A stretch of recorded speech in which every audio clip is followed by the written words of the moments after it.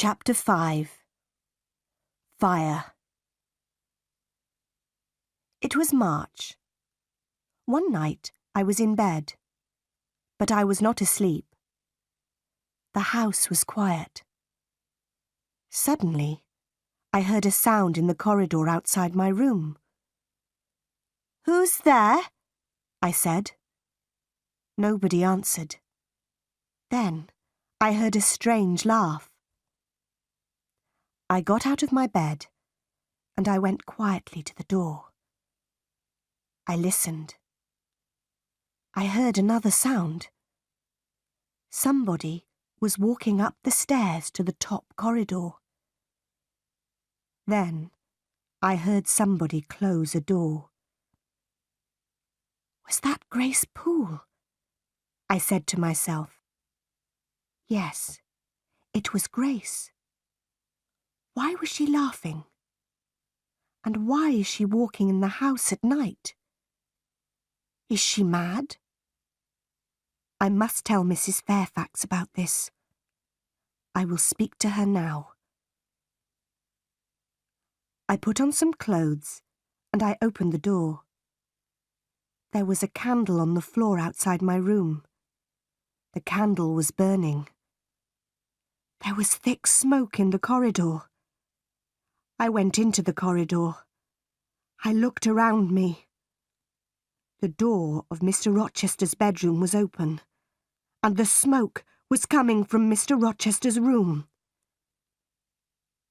I ran into the room. "Wake up, sir!"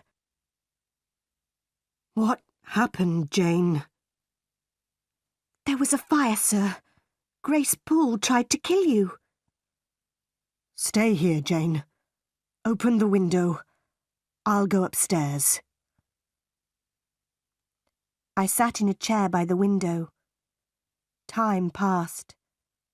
At last, Mr. Rochester returned. "Please don't worry, Jane," he said. "Grace Poole is a strange woman, but she won't hurt anybody tonight." I stood up. "Good night, sir," I said. Mr. Rochester held my hand. He looked at me, and he smiled. "Thank you, my dear friend," he said. "You saved my life tonight, Jane." "Good night, sir," I said again. I went back to my bed. I was very tired, but at first I could not sleep. Suddenly, I understood something. I loved Mr. Rochester. He had smiled at me. He had held my hand. Did he love me? I did not know. But I thought about Mr. Rochester for a long time. I did not see Mr. Rochester the next day. He did not send for me. In the evening, I went down to Mrs. Fairfax's sitting room. The housekeeper was looking out of the window. "The weather has been good today," Mrs. Fairfax said.